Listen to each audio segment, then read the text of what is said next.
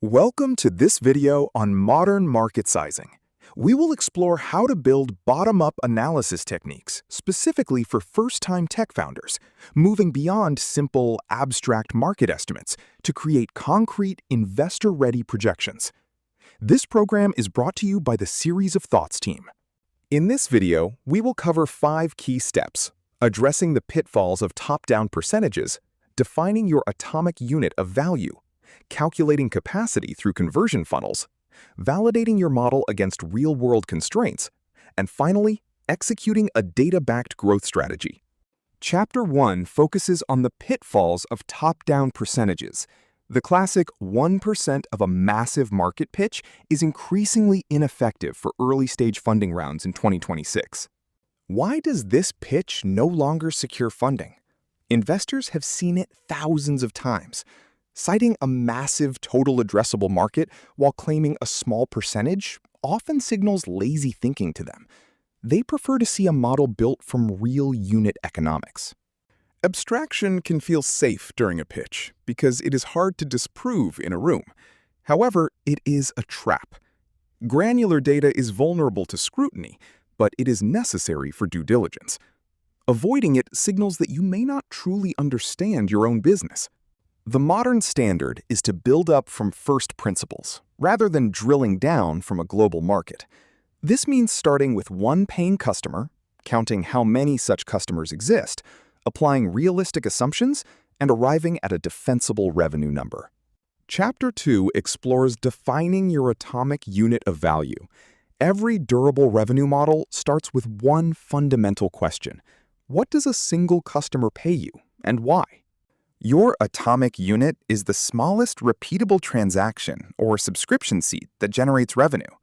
There are 3 common models: the transactional model, the subscription seat model, and usage or take rate models. Ensure your choice is correctly aligned with your business. When setting your pricing, you must account for new cost layers in 2026. These include AI infrastructure costs, platform fees like App Store or Marketplace commissions, and the fixed costs associated with compliance, such as SOC 2 and GDPR. Once you have defined what one customer pays, determine how many exist within your reachable ecosystem. This is categorized into total addressable, serviceable addressable, and finally, serviceable obtainable, which is the slice you can realistically close in 12 to 18 months. Chapter 3 examines calculating capacity through conversion funnels.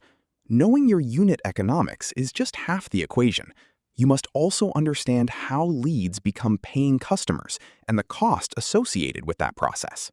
Mapping realistic conversion rates for your specific niche is vital. Benchmarks vary significantly by industry, and using the wrong figures can invalidate your model and destroy your credibility during investor diligence. As you can see, B2B SaaS and B2C conversion benchmarks differ significantly.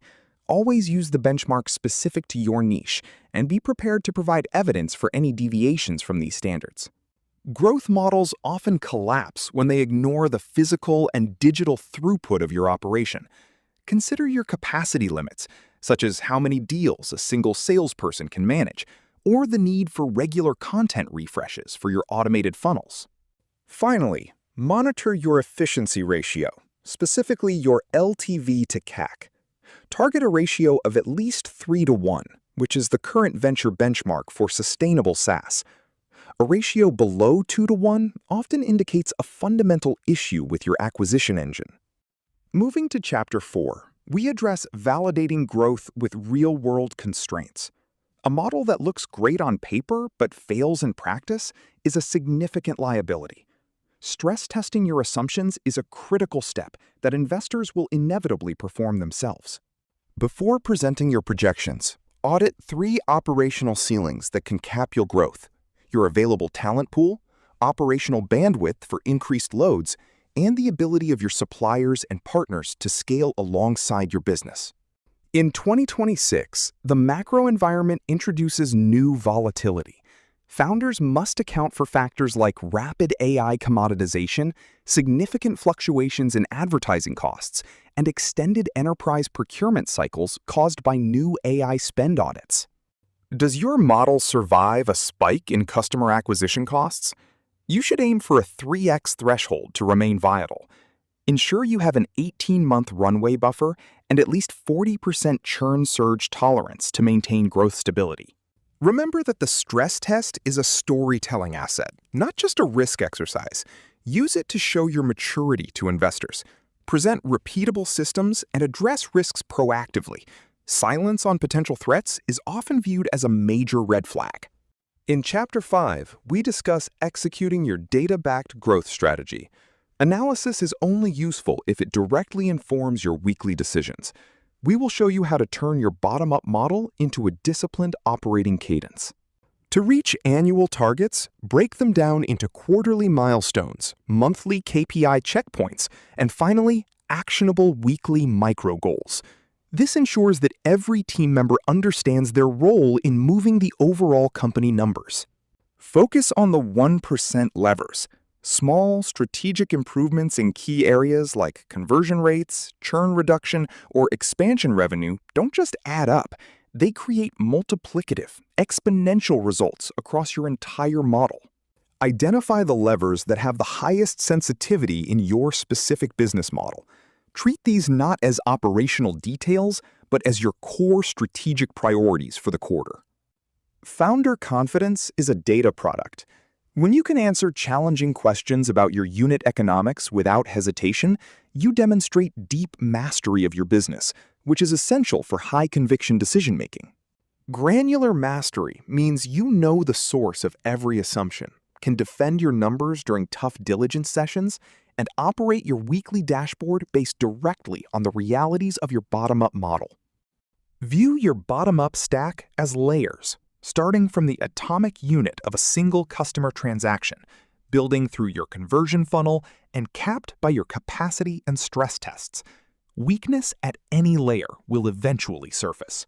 Avoid common first-time founder mistakes, such as using generic industry TAM figures without a specific SOM calculation, ignoring COGS in your unit economics, failing to link growth to a hiring plan, or presenting only a single overly optimistic scenario.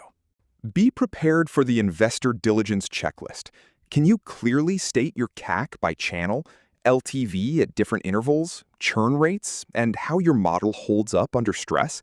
If you can answer these without notes, you are ready. In summary, what investors fund in 2026 are defensible assumptions, operating discipline, and genuine founder conviction. Build your model from the ground up, keep it updated in real time, and let data, not instinct, drive your growth. Let's review the bottom-up benchmarks for 2026. Keep in mind these healthy ranges for metrics like your LTV to CAC ratio and gross margins.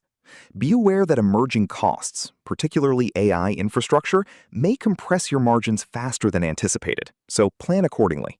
Here is your 30-day action plan. Start by defining your atomic unit through customer interviews in week 1. Build your conversion funnel in week 2. Apply stress tests in week 3. And finally, set your weekly micro goals by week 4. The true mindset shift for a founder is moving from storyteller to system builder. Investors today aren't just looking for a compelling vision. They are looking for a system where your growth is proven to be mathematically inevitable. To wrap up, remember these key takeaways. Build from the customer up. Ensure your conversion funnels account for operational constraints. Stress test your assumptions before investors do. And maintain granular mastery of your numbers to build unshakable confidence. It is time to start building your bottom-up model today. By validating your pricing, mapping your funnel, running stress tests, and setting your weekly goals, you create the defensible foundation that investors are looking for in 2026.